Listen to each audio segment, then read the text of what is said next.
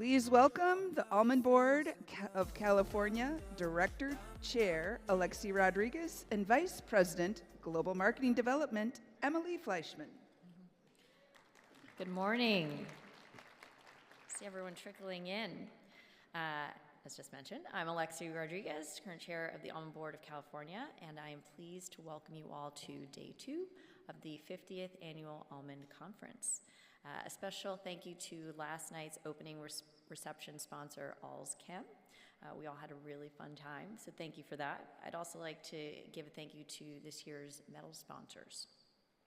For our first session today, we are talking about driving global demand. As mentioned yesterday, this is a really challenging time for the California almond industry. We've had this perfect storm of events that includes, but is surely not limited to, a relatively sharp increase in supply.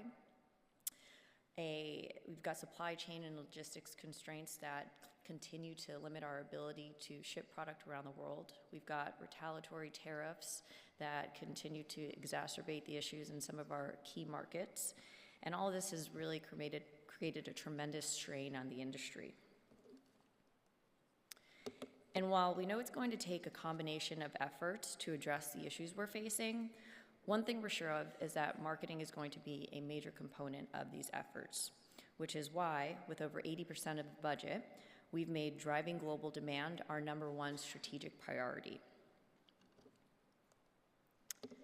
ABC has invested in programs throughout the world, and we are so excited to share a little bit more about them with you today. So, here to get us started is the Vice President of Global Market Development, Emily Fleischman. Hello, thank you, Alexi. Of course. And thank you to everybody who's here today. Don't mind my little assistance. I narrowly almost escaped one of those gray rhinos yesterday that David talked about in the state of the industry. But it's really my honor to be here to talk to you about what we're doing to drive global demand. As Alexi noted, it is our #1 strategic priority. It is where the majority of ABC's funding is dedicated. And we operate under the vision that California almonds make life better by what we grow and how we grow. And that may sound a little aspirational to some of you, maybe a little too corporate, but the reality is we say it because it is aspirational, but it's believable. Because California almonds can help consumers live vibrant and healthy lives, and we have an industry that is good and that consumers can feel good about. And as Alexi talked about, we're experiencing a really rough time as the industry. And I know that I've had conversations with a number of you and talked to you about this is the first time in your lifetime of growing almonds that you're making what feel like impossible decisions. So I don't want to be up here and feel like a cheerleader and be remiss in what you're going through. But I do want you to leave with an understanding today of why fundamentally almonds have a lot going for them and what ABC is doing to continue to build demand for the long term. Now, before I go further, I want to recognize a couple groups. I'm not sure if all of you know, but every department at ABC is overseen by a committee that helps shape and guide the work that we do. And there's 2 committees that influence the external communication that we do. And the first is the Global Market Development Committee. It's made up of 10 members and 10 alternates. These folks come together to help us decide the markets with which we're going to invest, and then also the strategies that we employ in each of the markets. And the next group is the Global Communications Committee. So this committee has an array of responsibilities they oversee, but very importantly, it's the Reputation Management Program, where we're working to make sure that California almonds are viewed in the best light and help consumers understand our growing practices. So if I could just have those of you who are here in the audience today from these 2 committees just stand briefly.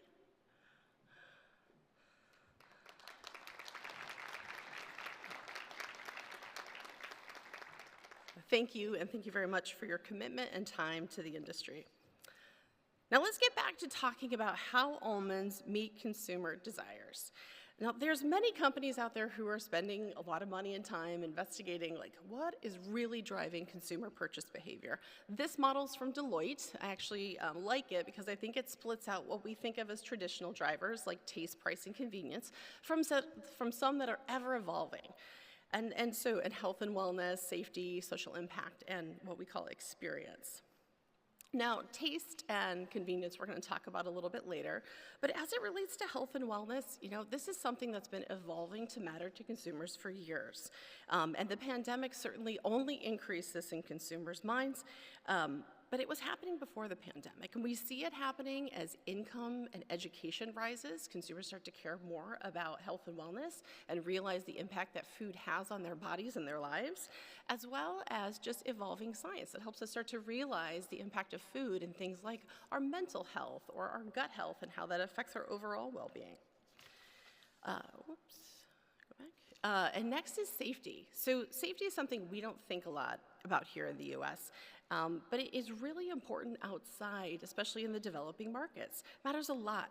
It's where they look at our growing practices and our producing practices in our plants, and are they safe? Do we have regulations that ensure that our food isn't going to make them or their family sick?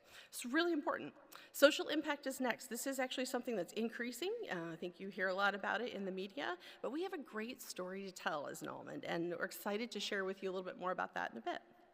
And then lastly is experience. So the experience of food goes way beyond all of these factors. It's, how do you share it with other people? What types of marketing do they do that evoke emotions? And so it hits all of these very emotional spaces, but it's really important. We're going to talk today about what we do to tap into that. Now, I'm not going to touch a lot on price. Price is something people debate. Are things too expensive or too cheap? But really, it's all about value. What are you getting for your money? And if we're hitting the mark on all these other places, the value equation works, and consumers will be willing to pay for almonds. Now, across all of these fundamental and evolving drivers, we do have a great story. We're one of the healthiest products in the world, most convenient and tastiest, and we're going to talk a little bit more about this great foundation and dig in. But I'm going to take you through taste and convenience. So you guys know taste is fundamental. If you buy something at the store and you're so excited to eat it, you open it up and you try it and it's awful, it's so disappointing. And in fact, you might actually finish it because you paid money for it, so you're going to. But that repeat purchase is never going to happen. Now, on the flip side, if you have something that's amazing, it stops you in your tracks. You're going to remember it fondly, and it might become a staple in your life. And almonds do that. And then on the convenience side, convenience is just part of how we live. Is an item available in the store when and where you want it? Is it portable enough for you to have in the eating occasion you want? And does the packaging help in its convenience? So I don't think anybody in the room is going to argue that. But as we think about almonds, what makes them so convenient is because as just a kernel, they're perfect, right? You can eat them plain, raw, roasted, pairing them with something else.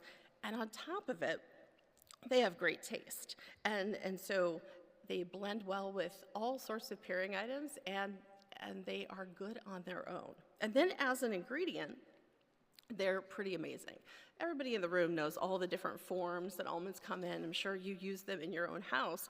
But what you may not really think about is the fact that this subtle flavor that they deliver means they pair well with so many things, and they require no to fewer masking ingredients. And you can't say that about a lot of other alternate ingredients out there. Means that food developers can create simpler and cleaner ingredient lines, and they can deliver spicy, sweet, savory, and also hit upon important trends to consumers such as plant-based or keto.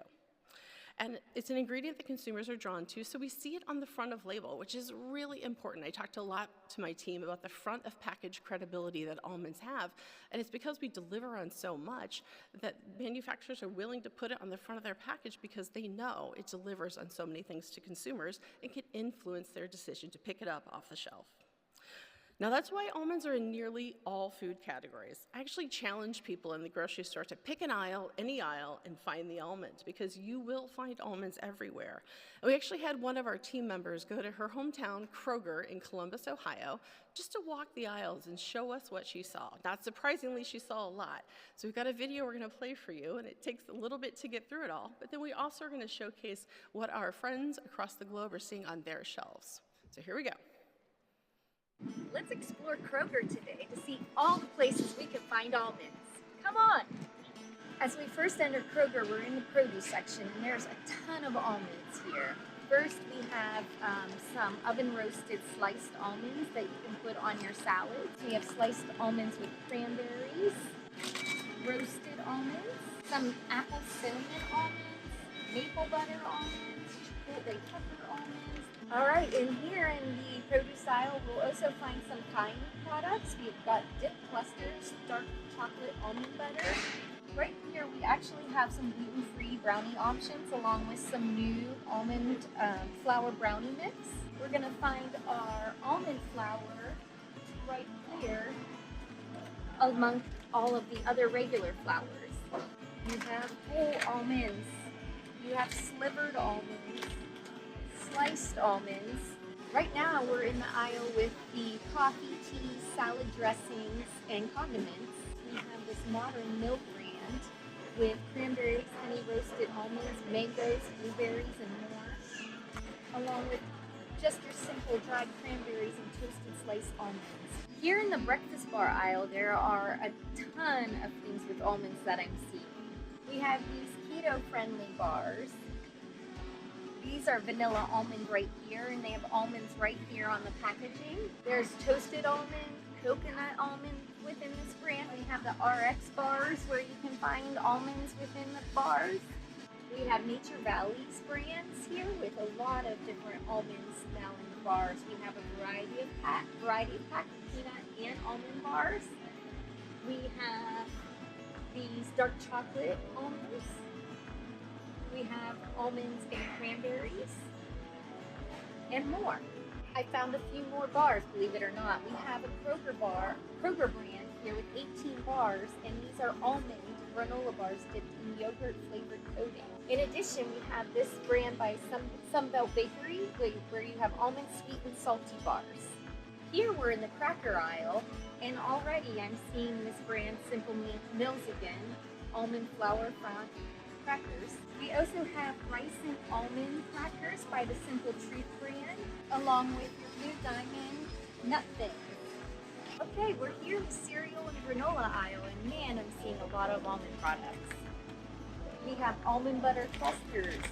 We have another almond butter granola and cranberry almond maple granola. And you can see right here we've got vanilla almond flax. We have dark chocolate almond by this Cascadian Farms organic brand. Here, among the cereals, we have Special K's vanilla and almond products. We have this ratio keto-friendly brand again, cinnamon cranberry almond crunch. Here in the pancake mix section in the cereal aisle, you'll find this Purely Elizabeth brand of pancake and waffle mix. Number one ingredient, almonds. We also have this Quaker brand here featuring almonds, a few of them actually. Right next to this Cheerio brand with Oat Crunch almond.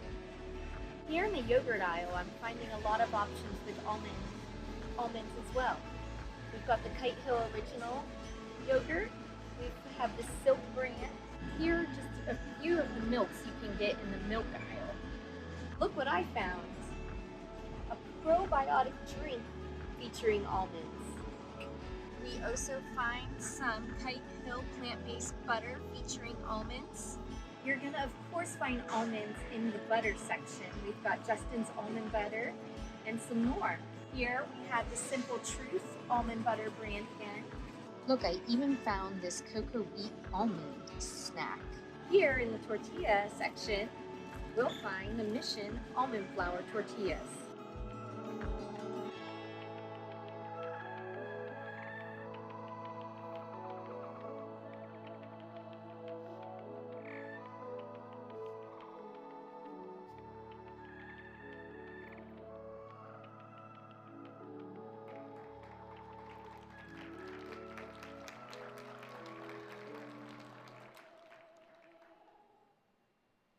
It is pretty amazing and impressive to see all the places almonds are. I hope you'll challenge yourself next time you're in the grocery store to pick an aisle and find the almond.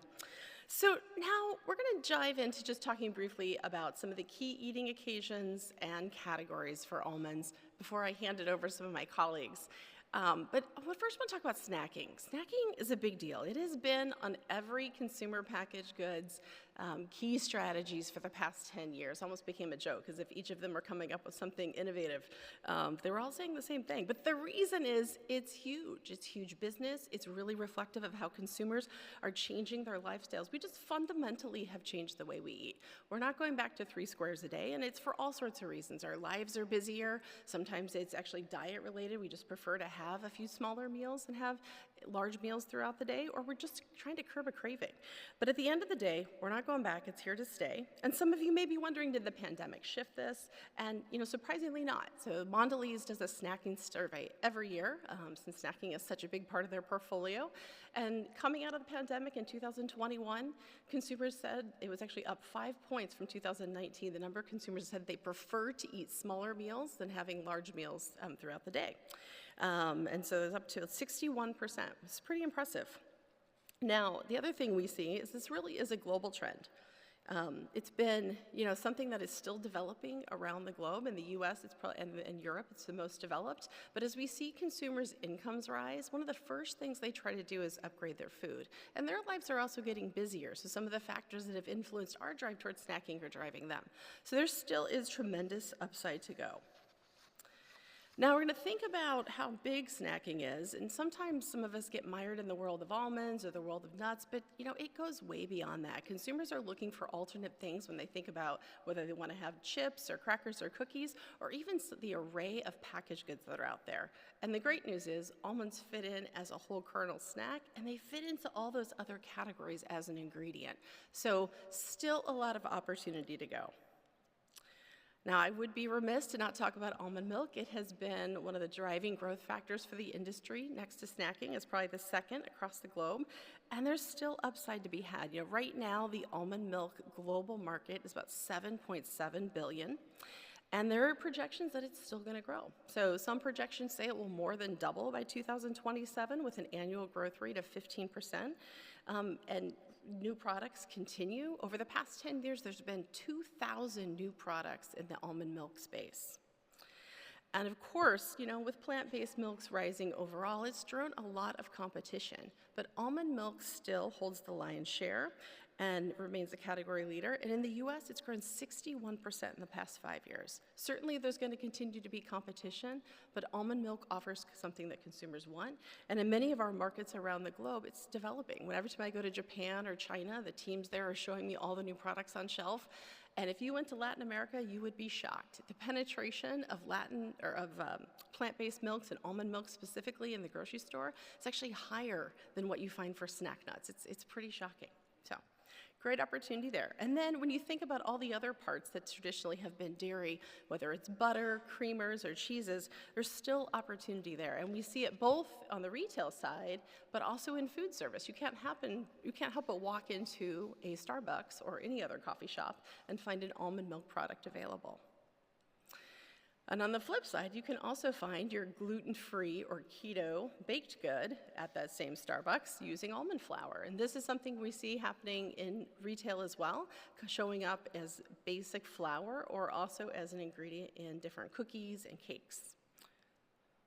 And then almond butter. This one is actually interesting. It's probably the smallest of the ones we talked about today, but actually has had 1,200 new products over the past 10 years. And this is one where we see a lot of growth potential, especially on the ingredient side. So you're probably seeing more nut butters used in granola bars or in chocolate, like some peanut butter not peanut butter cups, but almond butter cups in the marketplace, and more brands stepping into that.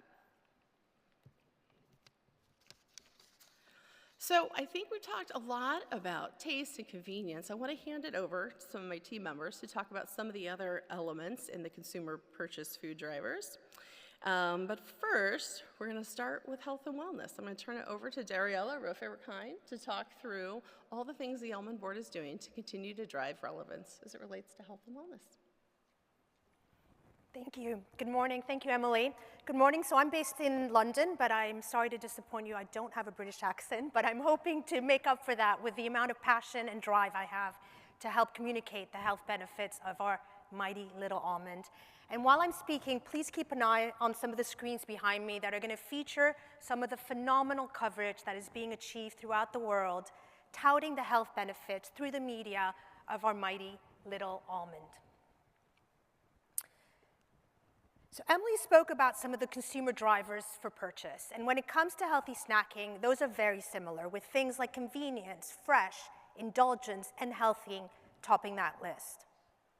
But when it comes to almonds, the number one reason that consumers are choosing almonds is because they know they are healthy. The number one reason is health. And that didn't happen by itself. The Nutrition Research Program has had the single biggest impact on increasing consumer demand around the world. A body of research that started in 1992 and has gone on to the present day with prominent universities and institutions throughout the world. A body of research that started 30 years ago when this industry had the vision and the courage to invest in heart health research to understand if almonds had an impact on our heart. And since then, the Nutrition Research Committee has continued that important work, looking into new areas of health like weight maintenance, diabetes, and more recently, gut and skin health. And all of this has resulted in over 200 publications in well-respected nutrition and health journals that help us defend and promote the health benefits of almonds. And because of the research and the hard work of our marketing teams around the world, almonds really are recognized for a very broad set of benefits. You can ask any person around the world if they think that almonds are healthy, and they will rattle off some of the benefits that you see here from they provide me energy, they're good for my heart, they're good for people with diabetes, they're good for the brain, they're good for digestive health. They also know some of the nutrients that almonds contain, like protein and fiber, and so much more. In fact, 8 out of 10 people globally rate almonds as very healthy. 8 out of 10 people globally. That is amazing. And we lead every other nut. When we ask consumers around the world to compare almonds against other nuts, almonds are at the very top of that list. Almonds are rated as the healthiest nut globally. But what we're seeing happening in some of the markets is that some of that lead that we had is starting to narrow. Basically, almonds fundamentally changed the way people thought about nuts. They created a model for other nuts to emulate, right? We created a model that they can now use to raise their consumer perceptions as well. So one of our challenges is to widen that gap again and create new news, new things for us to talk about that will help almonds stand out from other nuts. And then, of course, we saw all of these amazing products in Kroger and around the world.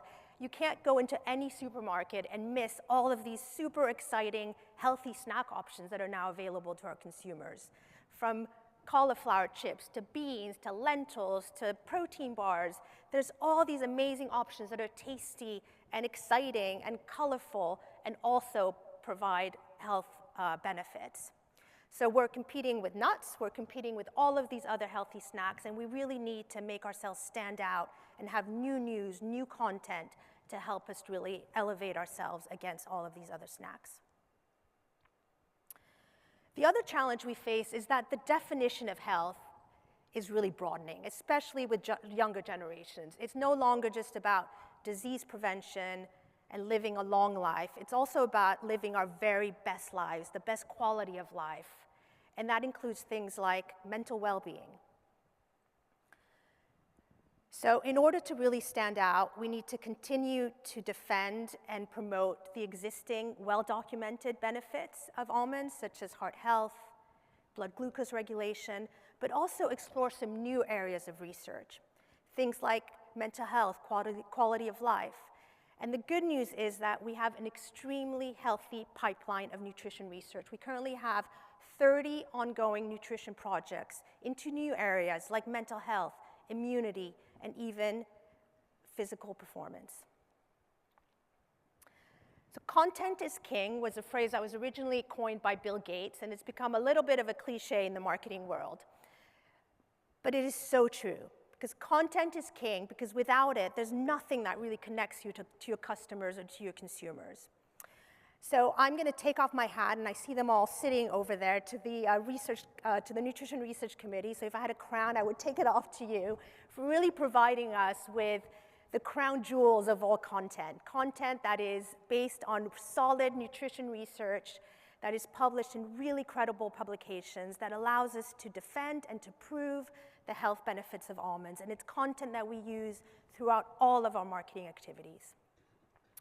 So you see here from media relations, from paid media to the work we do with health professionals and food professionals to educate them about the health benefits of almonds, to the work that our influencers and spokespeople do to recommend and endorse almonds to their consumers. Health benefits and consumer research is at the heart of everything we do in marketing. So we're now going to share a small video. Go ahead, showing some of how we use the health benefits in our advertising. Powerful antioxidant that promotes skin health. Okay, shh. Okay, bye. Eat almonds, live well, repeat.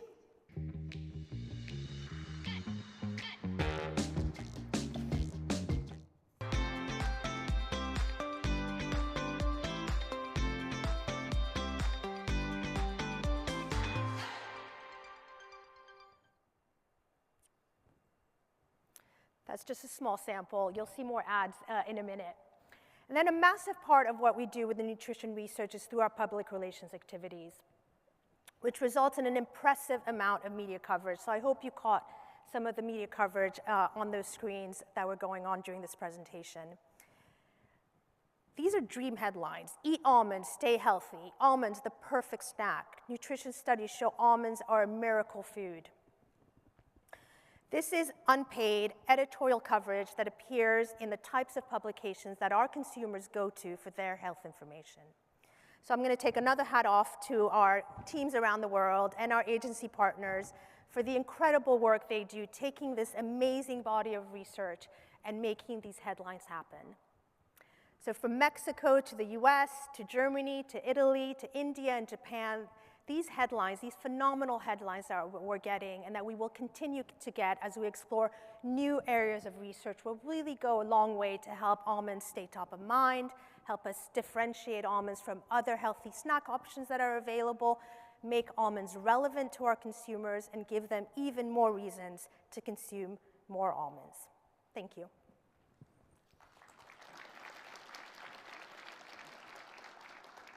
Thank you, Dariella. It's really exciting to see some of the new research that's coming out, the coverage that we're getting, and some of the places that we're heading. So thank you for sharing that with us. So next we're going to talk about social impact and the value that sharing the story about how almonds are grown and what that brings to the industry. So you are what you eat. That is something that a lot of us in the room grew up thinking about as our parents tried to encourage us to eat a little healthier. It's why about 50% of consumers agree with that today. Now, the next two generations have a slightly different look at that, and they are saying you eat what you are. What's meant by that is that what you choose to eat is a reflection of you and your values. And 3/4 of both Gen Z and millennials agree with us, and that's a substantial amount. And it means they're seeking different attributes in the foods that they purchase today.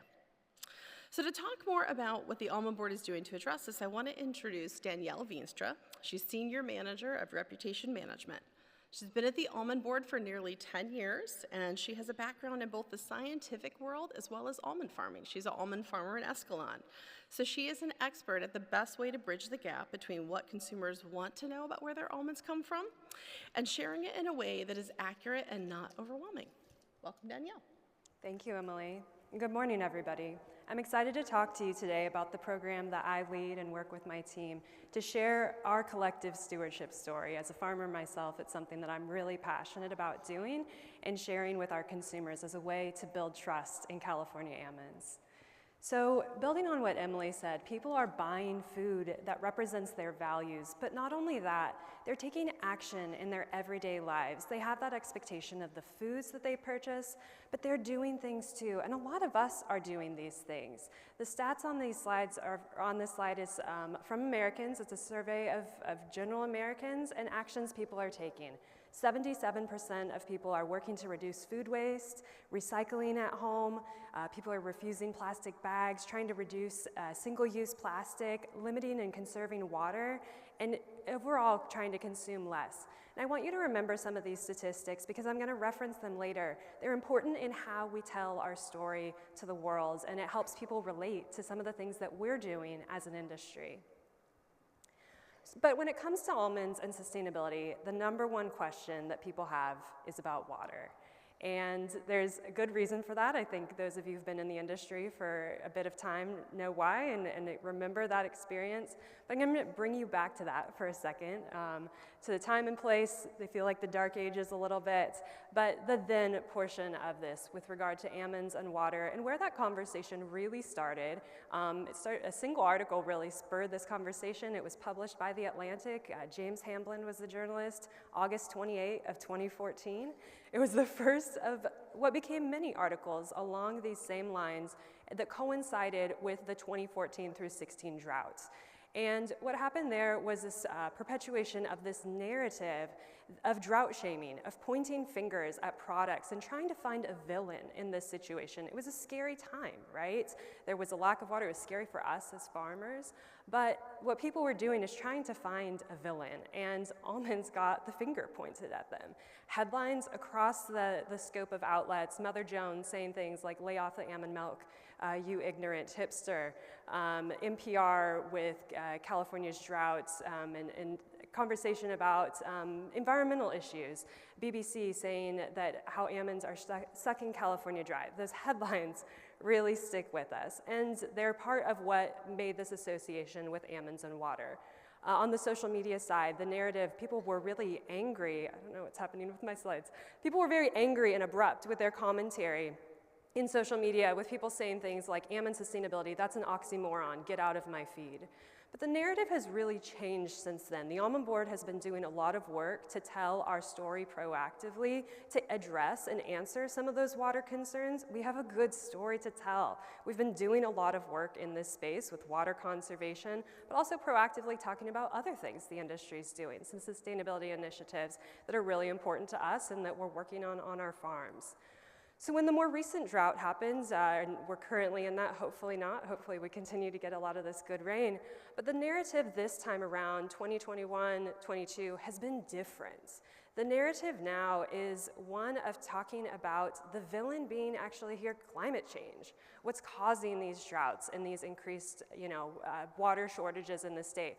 The headlines that we're seeing across the board are sympathetic to agriculture and really giving a more holistic conversation about it rather than pointing fingers at individual foods. The headlines here from Wall Street Journal, "Drought imperils California's farm country," Gizmodo saying things like, "California's drought so bad, farmers are ripping up trees," talking about the actual impacts that this is having on our farms and our communities. And then in the social media narrative, I don't expect you to read all this, but the point of including all these is to show and illustrate there's a much more holistic conversation being had by people. People are explaining to each other how the hydrologic cycle works. They're talking about the water needed to grow any number of different crops. They're asking why desal hasn't been adopted more in the state. Just a much more educated conversation. And I think the Almond Board has contributed to that in these programs in sharing your story and trying to broaden that conversation. So that's on the media side, but what about people's actual thoughts and perceptions? We do a study every quarter, we've been running it since 2015, asking people about that, a number of different sustainability issues, and one of them that we talk about or ask about is water. This chart here shows people's overall concern about water scarcity and availability, and it does so in the United States is the top bar and California is the bottom. The green bar indicates our current drought, 2021 through 22. And what you see, what we feared and our concern was in another drought, we're gonna see another big spike of concern. And we're really not seeing that. In California, you see kind of a steadying, definitely down from that former drought in 2015 through 16. In the United States, remaining really steady. So I think, again, this is pointing to that larger holistic conversation people are having. But then what about foods? What about this finger pointing? Well, you can see almonds, where they are in the list, is a much different place than they would have been in 2014 through 16. We're fourth from the bottom on this list in the light blue, and actually our position here is dropping. This study was fielded in August of this year when you expect people to be very concerned, and we were very concerned about water. It's hot and dry in California at that time, but almonds are dropping and low on the list. In comparison to those that have the highest associations, things like rice, strawberries, tomatoes, grapes, and corn, those are actually on the rise, the last we fielded this study. So again, pointing to this larger holistic conversation. So that's a lot about water. It's an important part of our story that we have to tell. We have to answer people's questions. We have to address those concerns that they have. But it's really interesting to look at the sustainability and stewardship initiatives that this industry is working towards and how they align really nicely with people's passion areas and concerns in this space, and we can relate and tell a story in a way that makes it really personally impactful for them. So on this slide, I'd also like to pause and recognize the members and those on staff who work with the Strategic Ag Innovation Committee, formerly Production Research Committee, Environmental Committee. The work of those committees and the research that they fund and that you collectively as farmers fund is so important as proof points to telling these stories around the world. It helps show that we're putting our money where our mouth is, and really these are things we're working on to improve our farms, but they help tell our story to the world. In addition, farmers and growers who are participating in the CAS program, California Almond Stewardship Platform, that participation is so important because that gives us data that we can use to tell your story in a really confident way. We can give actual stats representing the entire industry's practices in a way that no other food that I've seen can do. So thank you all of you who are participating in that. You're doing a great job to help us tell our story. So in these focus areas, I've talked about water. It's important to answer people's questions and address those. That's an important part of telling your story and what we do at the Almond Board. But two other areas that really work nicely and people are passionate about, and we're passionate about, is using our co-products, the hulls and shells and trees, upcycling those. So remember that 77% of people who recycle and are working to reduce food waste? When we talk about this, they relate it to those actions that they're taking in their everyday lives. And that makes it more effective to them, they remember it more, and it's really impactful. And they don't see others in agriculture doing this. And that's something that we're continuing to talk about and share with them, and they get really excited when they hear that. Another space is with regard to honeybee health and pollinators. People widely understand the importance of pollinators to our food supply and our food system, and we can talk about how our orchards provide bees with their first source of pollen and nectar each year, and we're working, some farmers are going above and beyond and planting pollinator habitat. Those are, again, things that people can attach to things that they care about and see how this industry is, really working and progressive in that space. So how do we do this? How do we tell your story? We use approaches like public relations, working with media, answering inquiries that come to us, telling stories proactively to the media. We also do advertising. You might see we do advertising with electric car charging stations. If you listen to NPR on your drive home, you might hear one of our ads.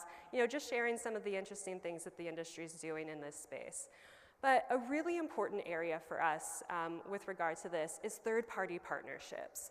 And these are really important because they deliver on three things. When you work with a third party, you get the trust and credibility that that third party already has with their readers, with their audience. You also get that third party by them delivering your message. It validates those messages. It gives it some extra weight to it, right? If you have this trusted third party saying those things about you rather than saying them about yourself. And finally, you reach the audience of the third parties in addition to those who we normally reach with advertising and communications. Within reputation management, two types of third-party partnerships that we use are influencers, so social media influencers. I encourage you, if you've got tickets, come to today's lunch. Some of our influencers, both on the sustainability side as well as nutrition, are our panelists for the day. You'll get to hear why they partner with Almonds and why they love partnering with us. But one that I'm going to focus on for the rest of my talk is our editorial partnerships. So we partner with major media outlets around the world to tell your story. And what that partnership looks like is we work with them in a paid relationship where their editorial team comes and learns about different topics that the industry is working on. Their editorial team listens to those, writes a beautiful story. They're expert storytellers. They also develop sometimes videos. There's different components to these partnerships. But then they also take that and they promote it back to their readership. So we're reaching them. So two examples of these from the past year that we've launched are with the New York Times here in the US and Men's Health and Women's Health in the UK.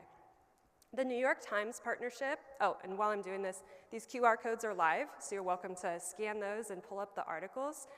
But the New York Times one, our narrative and the story that we told there is both one that we're familiar with and a bit of a new spin on it.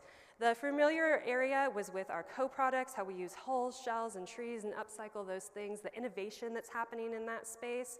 But the new angle here is we talked about almonds and food waste, or actually almonds' lack thereof, right?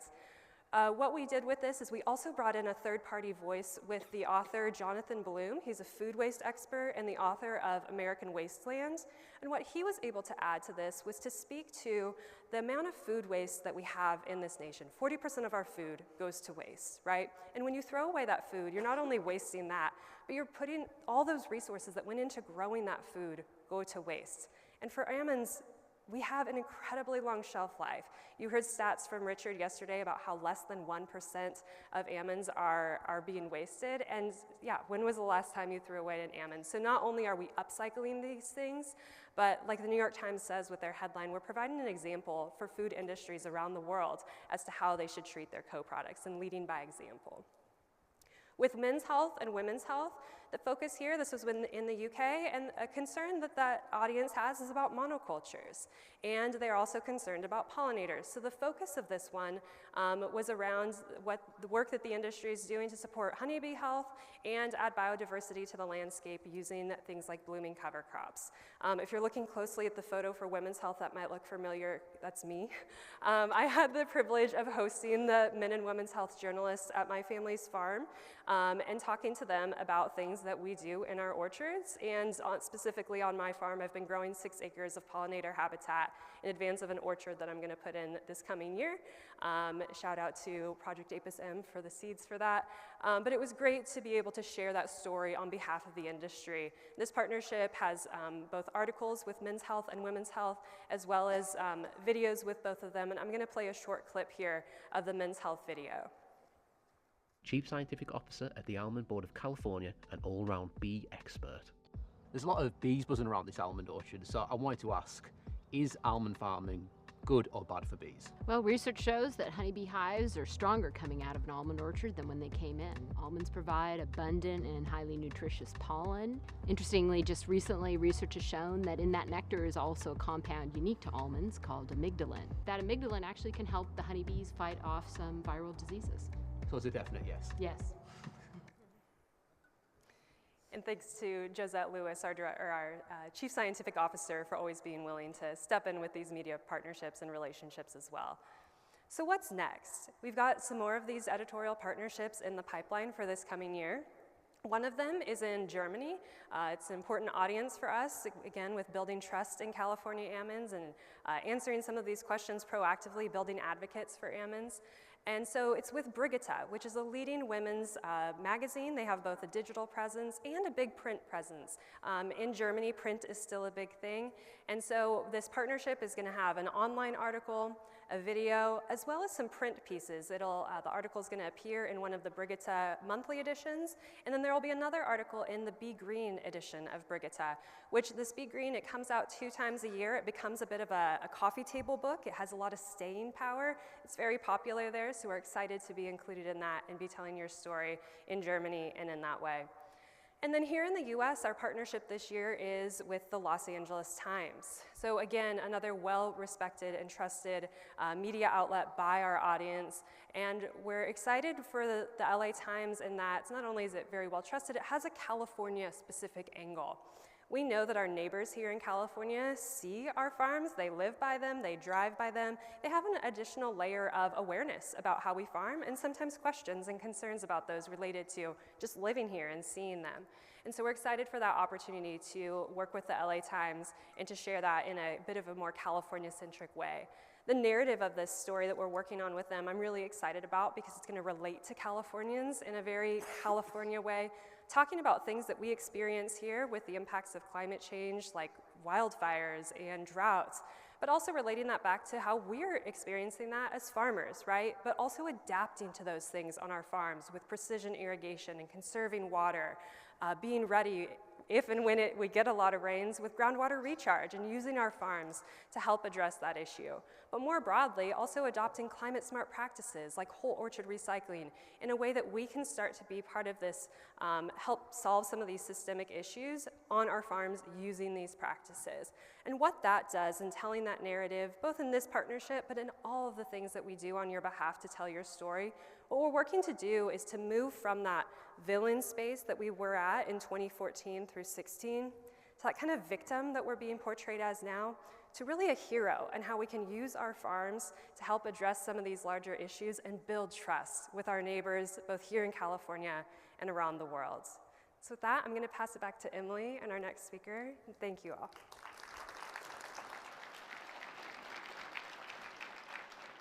So thank you so much, Danielle.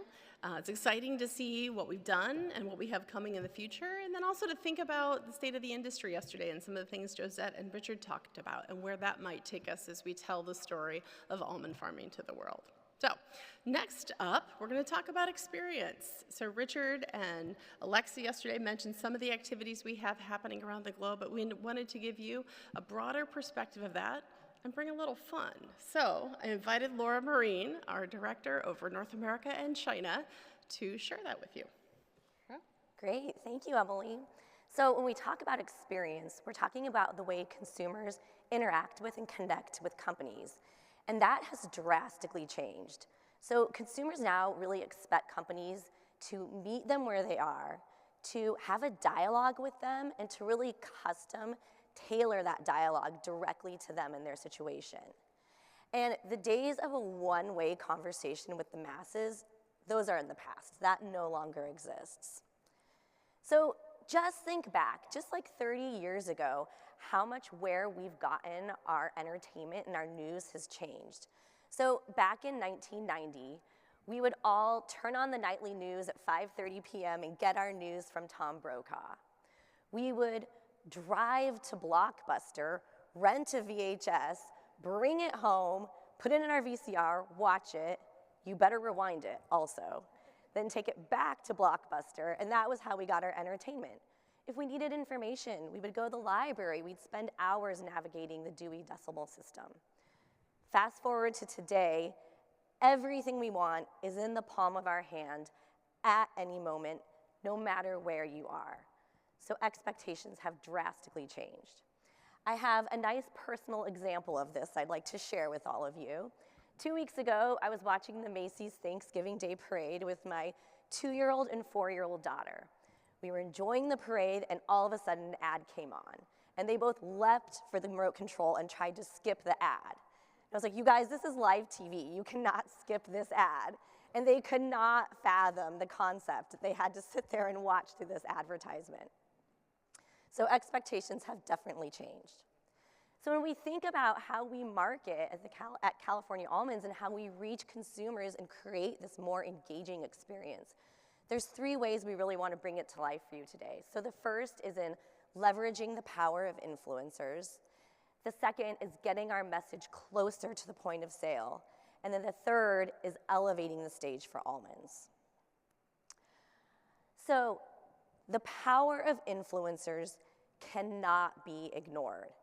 Anyone here in this audience could be on the path to TikTok stardom, where over 50 million people around the world see themselves as content creators and influencers. But what's more remarkable is that 41% of consumers actually say they spend more time digesting and watching influencer-created content than they do watching regular television or streaming services. That is a lot of people just watching influencer content. But this goes well beyond entertainment. Influencers can mean really big business. And it's because consumers trust influencers. They see them as a really credible, authentic source of information that just tells it like it is. So much so that 63% of consumers actually say they trust what an influencer says more about a product than they trust the brand itself to say about the product. So it's really, really powerful. When we talk about that trust, it's not only celebrity type of influencers that they're trusting.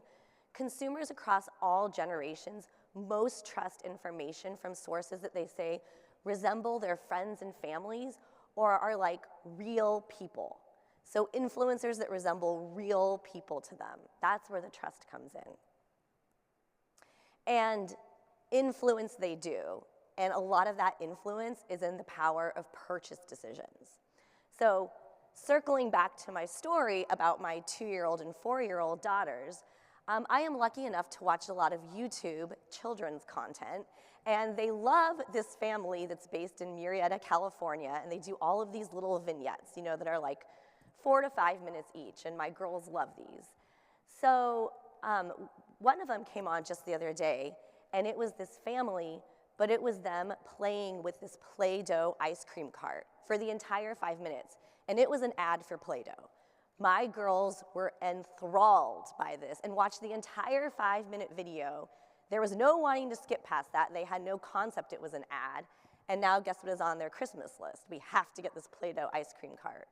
So these influencers drive purchase and they impact purchase decisions. When you look in the US, over 50% of Gen Y and Gen Z consumers say that they have been influenced to purchase something because of an influencer. Look at that in China. Over 80% of consumers say they have purchased something because of an influencer. These are really remarkable numbers that we are taking advantage of. So specifically in California, we just did a big program with Redbook, in China. We did a big program with Redbook. So in China, Redbook is the leading platform and online community with women in Tier 1 and Tier 2 cities. And what we did is we hosted a 21-day event leveraging influencers where they were just extolling the benefits of almonds on like your inner radiance and your skin. What came out of that was 320 million impressions, which was very, very successful. But what was even more impactful was the 34,000 pieces of user-generated content that came out of that promotion. That's like 34,000 influencers in China talking about our message. So really, really powerful. In the US, we're creating a little bit of our own influencer with Al the Almond. I know you've all been introduced to Al the Almond last year and have heard more about him this year. But we did a series of TikTok videos with him just recently, and it garnered so much engagement. But beyond just the engagement it garnered, data we have actually shows that of all of the marketing tactics we've done, it was one of the ones that drove the most revenue and the most purchase. So it is very powerful. So we are leveraging influencers around the globe, not only in the US and China, and we're gonna show you a quick clip that has some of those highlights. Ma in primavera ormai la nostra alimentazione dovrebbe...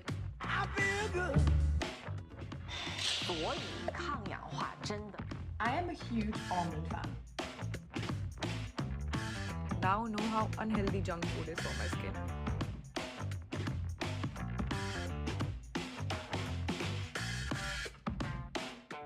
Baby, we'll have to look almonds up belly full.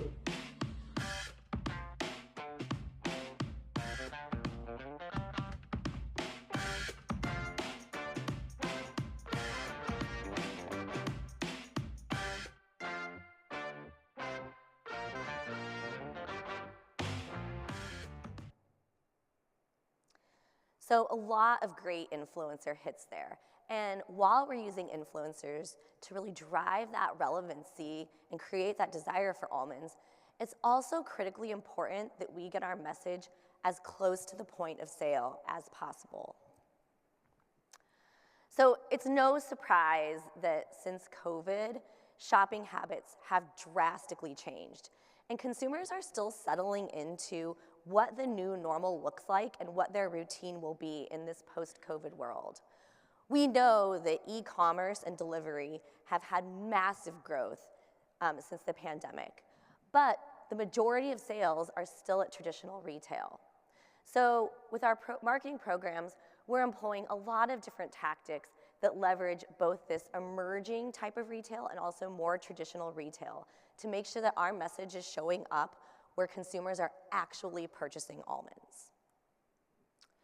So one example of this is from Tmall, and I know Richard talked about this a little bit yesterday in the State of the Industry presentation, but Tmall is the leading online platform in the world. And based in China, it actually represents 68% of e-commerce in China, which is huge. You compare that to the share that Amazon has in the US. US has 38% share of the e-commerce in China. So Tmall is a behemoth. We have partnered with them for many years, but specifically, we recently participated in their foodie festival. It was us and 15 other brands where we leveraged influencers, live streaming to bring our almond message directly to the point of sale. Back here in the US, although Amazon is not as big as Tmall, it is still the leading online retailer in the US. And we've been doing a really remarkable partnership with Amazon where we've worked closely with them to create the first in its kind dedicated page solely to almonds, and we're seeing a lot of success there. And then lastly, in the UK, we're partnering with Tesco, which is the biggest online grocery retailer in the UK, and we're bringing our message there at the point of sale, both online and then actually in store. So in addition to reaching consumers at the point of sale, we also really want to connect with consumers and meet them where they are. And that's by tapping into their passions and interests and the events that they're most interested in and really elevating the stage for almonds. So we're going to take you through several examples of how we've done this. Richard and Alexi did touch on some of them yesterday, but we're going to go into them in a little more depth and hopefully really bring those to life for you. So the first is our partnership with Marvel. So this was announced last year at the Almond Conference, and Marvel is the biggest movie franchise in the world, the highest grossing franchise of all time, with 20 of the biggest box office openings ever seen in the world. So the power of Marvel cannot be denied. We partnered with them this July on the launch of their movie Thor: Love and Thunder in 5 markets. And what we did is we took our unique campaign creative in that market and connected it directly to the Thor story to bring forward a really compelling almond message. Initial results from this show that it was very promising, and right now we'll show you a video that shows all 5 of the ads across the globe.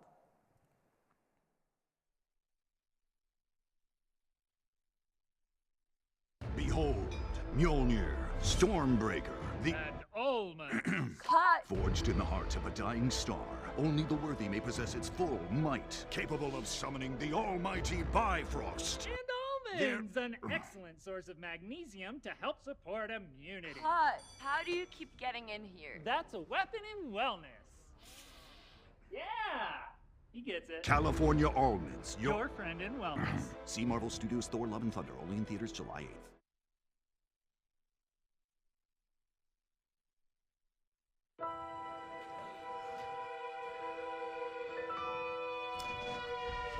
¿Jugamos, mamá?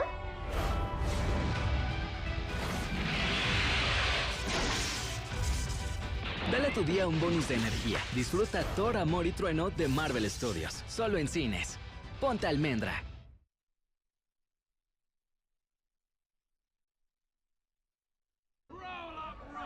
Right.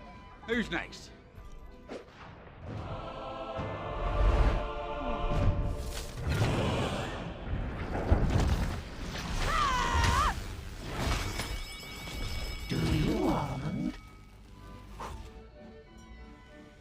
Feel a little super with the natural power of almonds. Do you, Almond? Get ready for Marvel Studios' Thor: Love and Thunder in cinemas July 7th.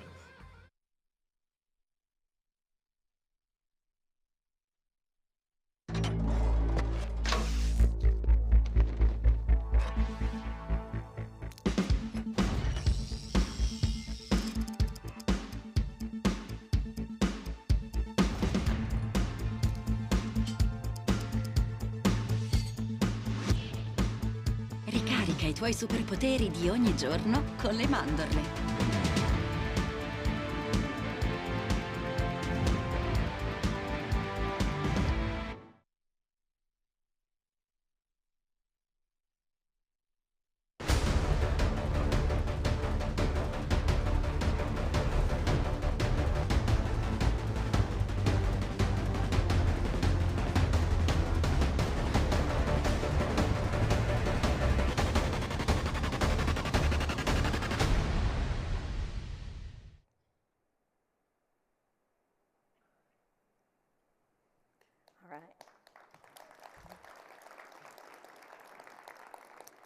So Alexi, we missed you in your Mighty Thor costume yesterday. Where was that? I mean, Brian had the Thor one last year. No, but it was a really great partnership, and we're excited to see more results from it. So in the US this spring, we also took part of the frenzy of March Madness and sponsored some of that programming. This year, March Madness had the most streamed and most watched minutes on Sweet 16, the Final Four, and the championship game with 1.4 billion viewing minutes. And just to put that in context, that was 48% more than the previous year. So a lot of engagement. And within that, we were able to air 425 commercials within all of the March Madness competition and tournament.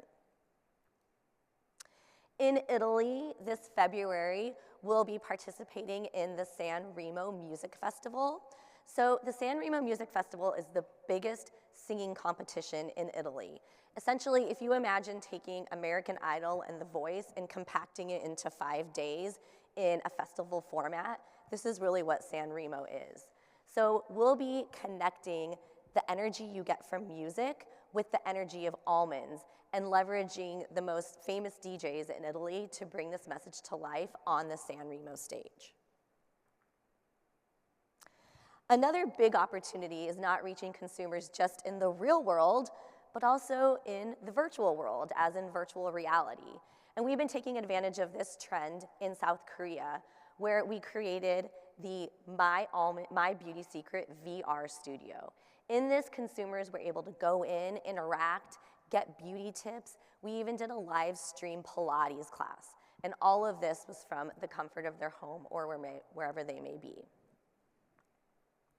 On the opposite end of the spectrum, we are literally hitting the road in Mexico this January for a month-long tour all around Mexico City. And we're doing an experience where we're going and visiting consumers and all of the key media with this almond truck and creating this really immersive experience and providing hands-on education about the benefits of almonds.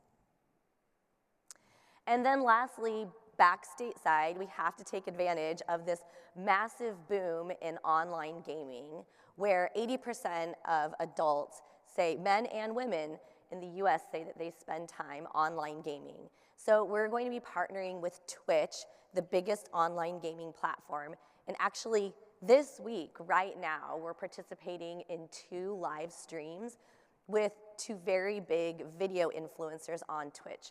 And it's pretty amazing. What they do is they're actually playing the game and competing, and while they're playing and competing, they're commenting and they're just extolling the benefits of almonds. It's really incredible to watch them do both and really talk so passionately about almonds. So these are all just examples of how we're really trying to create more meaningful and deeper connections with consumers and really creating that experience for them so that they have a stronger connection with almonds. Thank you, Laura.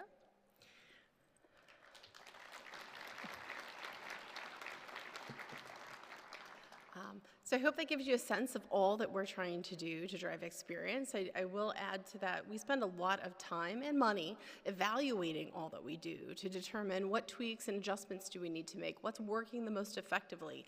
In our developed markets, we have tools that we can work with Nielsen, which is a third-party vendor that can help us actually attribute volume at the grocery store level to our activities. So we use that to refine programs here and then also take those learnings to other markets where we think it's relevant to continue to push the value of the grower dollar further and further.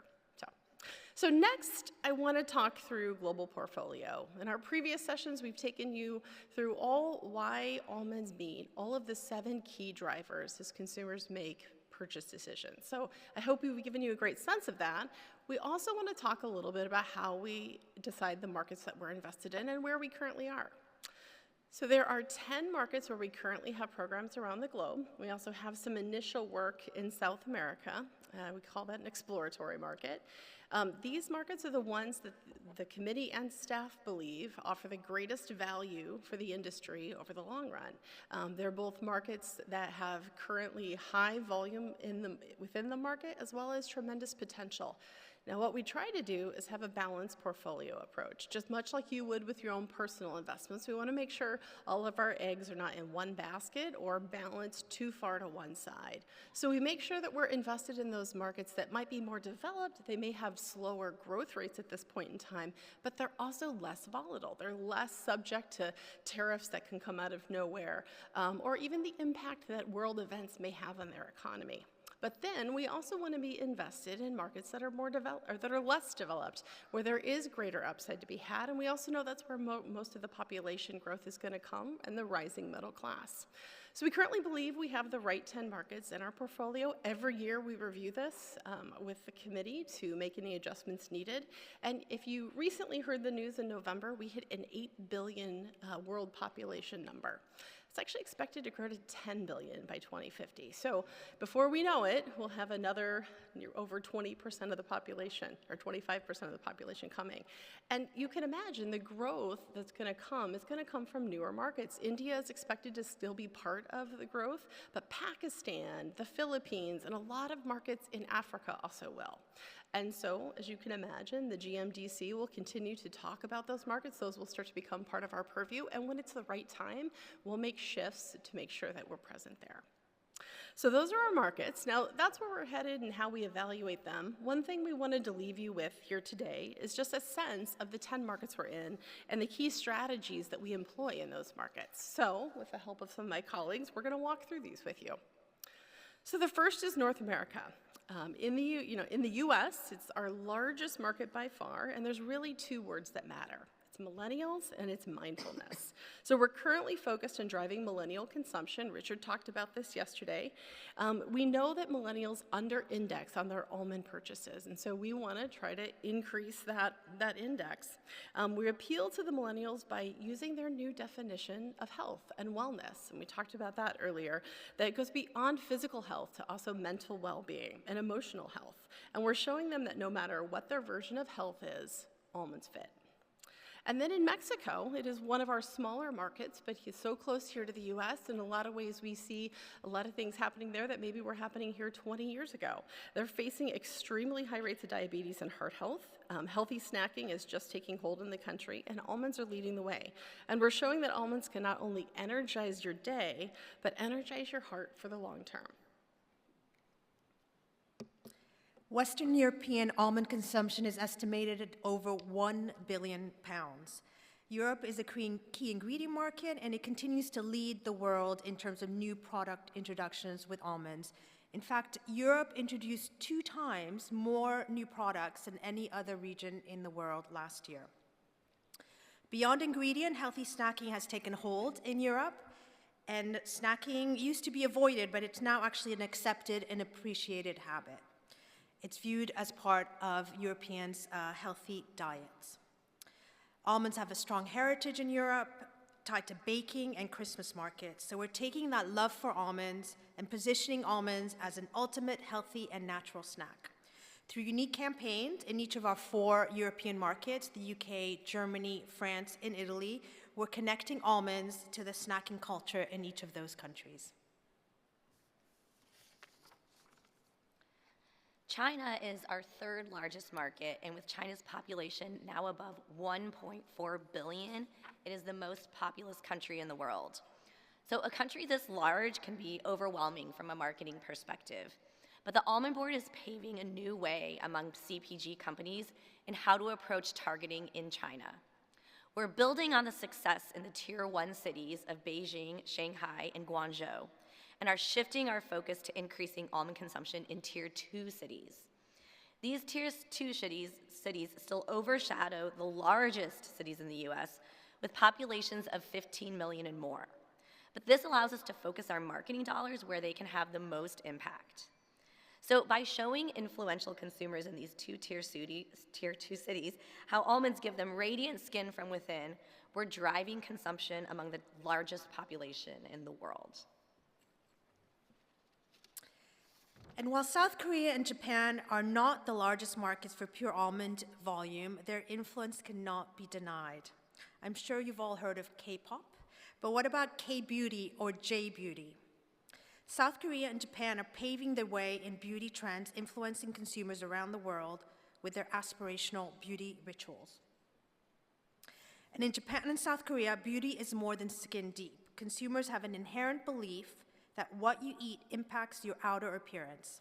So we're showcasing how the vitamin E in almonds is the perfect daily snack to enhance your inner and your outer beauty. India is our second largest market with incredible growth potential. Linked to ancient Ayurveda, almonds have the strongest heritage in India. Almonds are long thought to help aid mental acuity with an important ritual of giving almonds to children every morning to help them perform their best at school. We're modernizing this long-standing tradition and encouraging working adults to eat almonds to invest in their future success. Like other markets, we're also taking advantage of the opportunity to position almonds as a healthy snack. And we've recently expanded our programs to the East, where there is a surgence in the middle class. With nearly 1.4 billion almond lovers in India, there is limitless potential.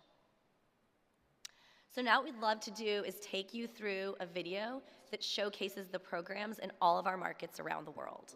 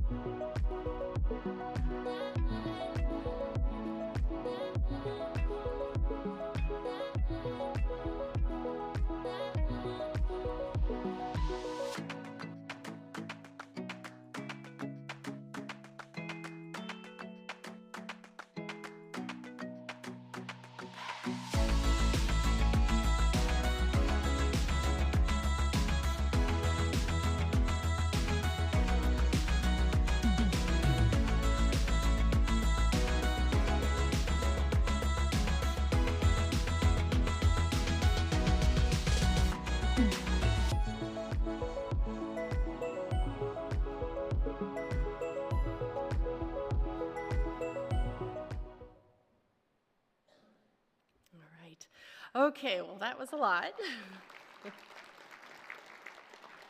That was a lot of content. Thank you guys for hanging with us. Thank you for joining us early this morning.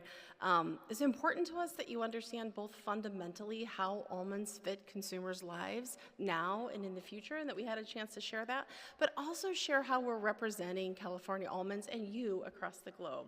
So we hope you've gotten a sense of that today, but if I could leave you with 3 things. One is that know that almonds meet consumer desires, whether it's health, convenience, wanting to understand how products are grown, we meet that mark, and we're going to keep getting that message out there in a way that's meaningful. The versatility of almonds has endless power. I cannot tell you how envious I imagine all other ingredients in the world are for this. And then lastly, that we will continue to optimize our portfolio so it has the right balance to drive long-term value for the industry. With that, that's the end of our presentation today. I have a couple announcements. One is that there is a kiosk right when you come up the escalator that will showcase all of our efforts to driving global demand. I think there's some slides here for it, maybe not. So if you go up the escalator, you'll see showcases all of our work, and there'll also be staff throughout the day, so you can talk to some of our team members to understand what we're doing, and I really encourage you to stop by. Please don't be intimidated by any of them. We are ready and eager to talk to all of you. Then next, today from 9:30 to 10:30, there's a special meet and greet coffee hour with the researchers in the poster session area on the expo floor. So it's a great opportunity to ask the researchers questions and learn more about the research that's being funded by ABC. In addition, there's a morning session, 2 morning sessions at 10:30. One is fertigation, when times are tight. And then the next one is almond exports. What's the 2023 trade picture look like? Those are in B5 and B6 respectively. Then the food truck is open from 11 to 2 today, located in the West Lobby. And lastly, just want to encourage you to fill out a short and brief survey that will happen throughout the conference to talk about various sessions, help us give feedback to make them even stronger going forward. And with that, we'll conclude our session, and thank you for your time.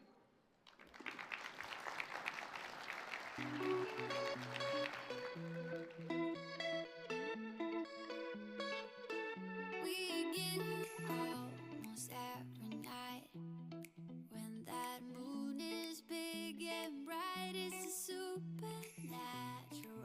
delight. Everybody's dancing in the moonlight. Dancing in the moonlight, everybody's feeling warm and bright. It's such a fine natural sight. Everybody's dancing in the moonlight. Dancing in the moonlight, everybody's feeling warm and bright. It's such a fine natural sight. Everybody's dancing in the moonlight.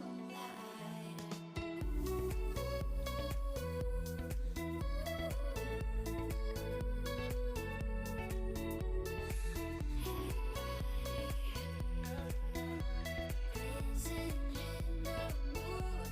Everybody here's out of sight. They don't bark and they don't bite. They keep things loose, they keep them tight. Everybody was staying